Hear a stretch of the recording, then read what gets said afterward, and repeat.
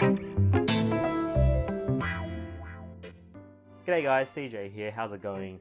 So if you've been following tech news, then you're probably aware that Samsung has majorly cocked up in terms of their Note 7s.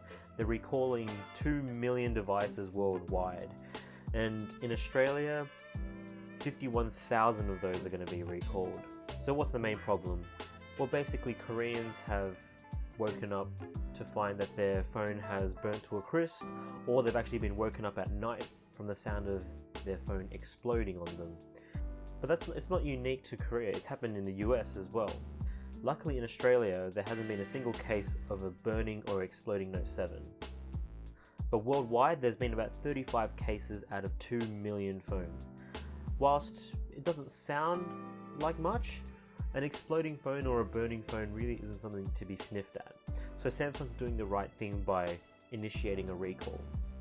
What's interesting enough is that the batteries that are involved in these cases all come from the same factory, and this factory actually is one of Samsung's subsidiaries that are located in Korea.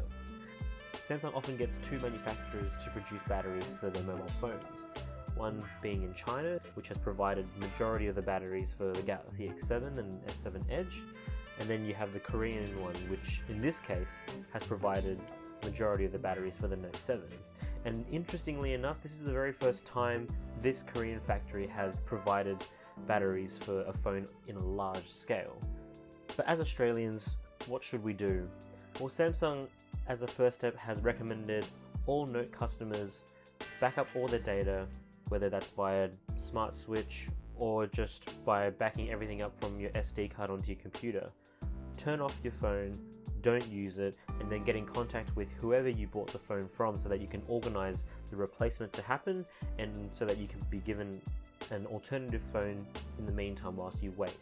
In terms of a time frame from when we can expect a new Note 7 to arrive, Samsung has given us about 3 to 4 weeks. That being said, what are our options?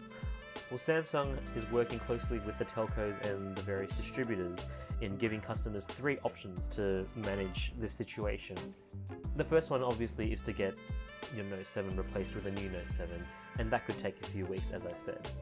The second option is actually to get the phone swapped out for an alternative phone like a Galaxy S7 or an S7 Edge. If you're going with a telco, they might even be able to organize you to have it swapped with a different Android phone. And then the third option is you can get a full refund from Samsung themselves. So how do we send the phone back? That will also depend on where you got the phone. If you got the phone from a brick and mortar store, then you can just take that phone back to wherever you bought it from, and then you can organize a replacement from there. Alternatively, if you bought it online from Samsung like I did, then you can give the hotline a call, and then they'll organize a courier to come pick up your phone. That being said, you still have to take your Note 7 to a Samsung retail store so that you can show them and they can give you a temporary device whilst you wait for your new Note 7 to arrive. So what do I need to send back? Well, mainly just the phone.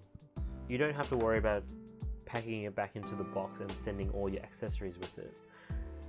And that also includes the 256GB SD card that you got if you pre-ordered the phone. So once you've sent it away, all that's left to do is play the waiting game, and it'll probably take about 3 to 4 weeks before the new one will arrive.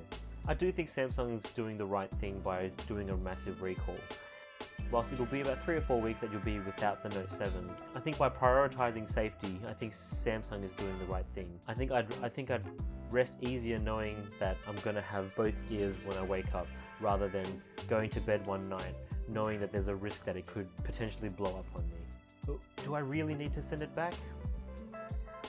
Well, I think even though Australia hasn't had any cases of exploding Note 7s yet, knowing that these phones have the defective battery in them, it could happen tomorrow, it could happen in a week's time, it could happen a month down the track, it could happen a year down the track. The bottom line is the risk is still there, and unless you're happy to gamble with your own health, I'm not willing to take that risk.